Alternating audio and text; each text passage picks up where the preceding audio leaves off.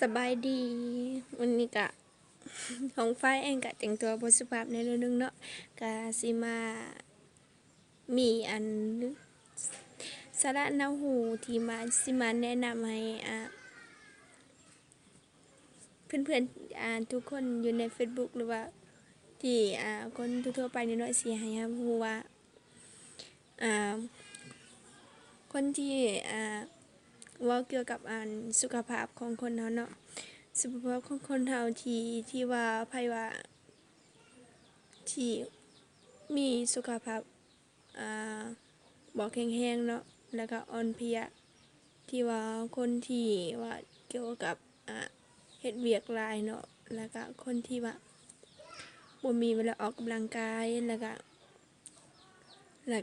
บ่มีเวลาที่ว่าพักผ่อนน้อยแล้วก็ที่มีสุขภาพบ่แข็งแรงแล้วก็มื้อนี้เราฟ้าสิมาแนะนำว่าบ่ต้องกังวลเลยขอเพียงที่ตื่นมาทุกๆเช้าหรือว่าไปไสก็อย่าเนาะแต่ว่าที่คนที่เป็นคนที่มีอารมณ์หรือว่าคนที่เว้าแล้วคือคนที่มักหัวมักยิ้มเนาะถือว่าดีที่สุดการเฮาหัวนี่มื้อหนึ่งให้ได้สูงสุด30นาที40นาที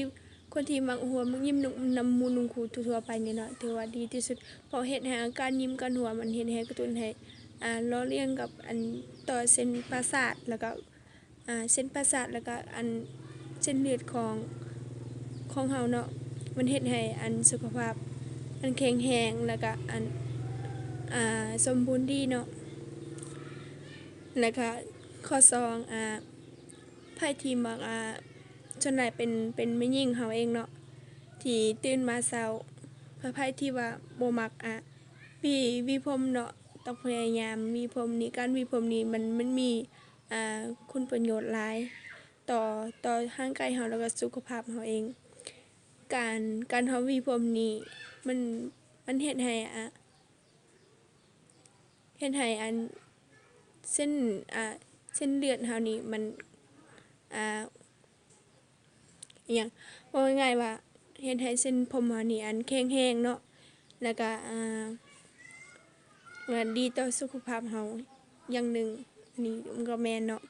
ข้อ3พวกที่พี่น้องเฮาพี่น้องชาวลาวเฮาที่ว่าไผที่ว่าร้องเพลงบ่ม่วนเนาะ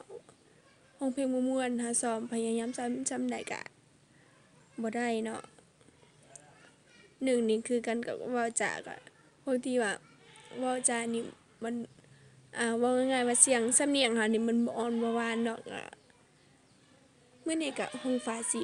มาแนะนำให้เลยให้ฮู้ว่าพวกที่ว่าร้องอิหยังเขาว่าง่ายว่าเสียงเฮาพวกที่เสียงบ่อ่อนบ่หวานเนาะก็มื้อนี้ร้องฟ้าสิมาบอกว่าตื่นทุกๆเช้าต้องพยายามพวกที่คือบ่เคยดื่มบ่เคยกินน้ำมะนาวเนาะก็ต้องพยายามตื่นมื้อเช้าก็อ่า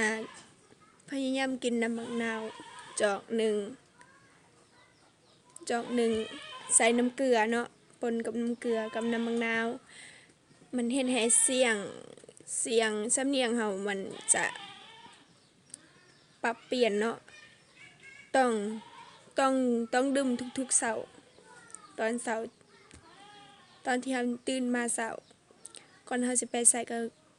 เฮาต้องดื่มน้ำมะนาวใส่น้ำเกลือเฮ็ดให้มีคุณประโยชน์ต่อร่างกายเฮาเองก็แม่นเนาะแล้วก็กับคนที่ว่าอยากได้เสียงดีเนาะเสียงดีเสียงสำเนียงดีเสียงหวานแบบว่าหมายถึงเสียงปรับปรุงเสียงเฮาเองนั่นแหละก็ต้องพยายามดื่มน้ำมะนาวใส่เกลือก็แม่นเนาะคุณประโยชน์ของมันก็แม่นข้อ3ก็แม่นประโยชน์อันเดียวนั่นแหละแต่ว่าสิมาเว้ารวมเลยว่าพยายามไผที่ว่าบ่มักกินตำหุงเนาะ แต่สำหรับของฝ่ายเองนี่มักสุดกินตำบักหุ่งเนาะเผ็ดๆโอ้ยคักขนาดแต่ว่าไผที่ว่าบ่มักอันกินอิหยังก็กินตำบักหุ่งนี่เนาะผู้บางคนก็กินบ่ได้เพราะว่าหยังผู้บางคนนี่กินบ่ได้ผู้บางคนนี่สำหรับของฝ่ายนี่กินบ่ได้ก็ลักกินเอาเนาะขนาดแต่ว่าพวกที่อันให้เสียงเฮาปรับปรุงครับให้อยากให้เสียงเฮาเองนี่ปรับปรุงเพิ่มขึ้นเนาะอยากให้เสียงเฮานี่พินเสียงเฮาพินอันแบบเสียงเฮาหมายถึงขออภัยที่อันอยากได้เสียงพินเนาะแบบว่าเสียงอยากได้เสียงสำเนียงอันปรับปรุงเปลี่ยนใหม่เนาะแบบว่าให้มันม่วนเพิ่มขึ้นเนาะก็ต้องพยายามกินตำบักหุ่งแล้วก็ใส่ก็เรื่องมาเว้าเรื่องอันก็มักเผ็ดสุดแล้วแต่เฮามักว่าเฮามักส่ำใดแล้วแต่ผู้เกี่ยวมักเนาะมักส่ำใดมักเผ็ดบ่หรือว่าบ่มักเผ็ดก็แล้วแต่อยากใส่เนาะอันนี้ก็สิมาบอกว่าอันที่สิ่งที่เราฟังมานี่ก็มีประโยชน์เนาะ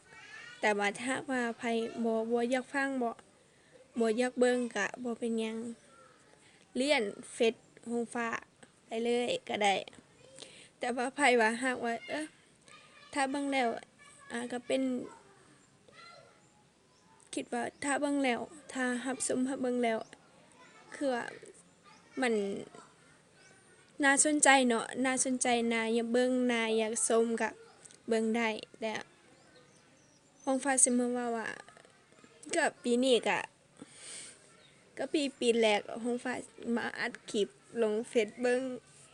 สิมาฝากสำเนียง สิมาพอก็ผิดพลาดประการใดก็ขอโทษขออภัยเนาะเพราะว่าของฟ้าก็บ่เคยอัดคลิปจักเทื่อค่ะทำอัดคลิปปีนี้แหละแล้วก็สละสละณหูอันที่ห้องฝ่าย25ลายอัน10ปลายกว่าปีก็ห้องฟ้าก็บ่เคยเปิดเผยให้สังคมได้รับรู้ก็ต่อไปก็อันน่าอาจจะปีนี้แหละห้องฟ้าจะเปิดเผยเนาะความรู้ความรู้สละณหูห้องฟ้าที่ห้องฟ้า25มาลายเต็ม15ปีห้องฟ้า25ที่ได้มาเนาะแต่ว่าห้องฟ้าบ่เคยเปิดเผยให้ไผรับรู้ก็เป็นมื้อนี้ตอนนี้ก็ห้องฟ้าจะมาลองเบิ่งเนาะว่าไผที่น่าสนใจอยากฟังอยากเบิ่งเนาะไผที่คิดว่าไร้สาระบ่มีประโยชน์อิหยังเนาะก็บ่เป็นหยังเลื่อนเฟซห้องฟ้าขึ้นเลยก็ได้หรือว่าที่ว่าไผเบิ่งแล้วสนใจอยากฟังอยากชมเนาะก็ถึกใจก็กดแลขออภัยเนาะกดแชร์กดไลค์ได้แล้วก็กดหัวสิไข่ไปนำแล้วก็คือหัวใจนั่นแหละแล้วก็ขอโทษประการใดที่ผิดพลาดก็ขอโทษอภัยนำเนาะองฟ้าก็เว้าภาษาลาวก็บ่ถนัดปานใดเนาะก็จักใดค่ะถ้าไผถึกใจถึกสายตาสนใจอยากฟังอยากรับชมก็บ่เป็นหยังเบิ่งได้รับชมได้เนาะถึกใจแล้วกดแชร์กดไลค์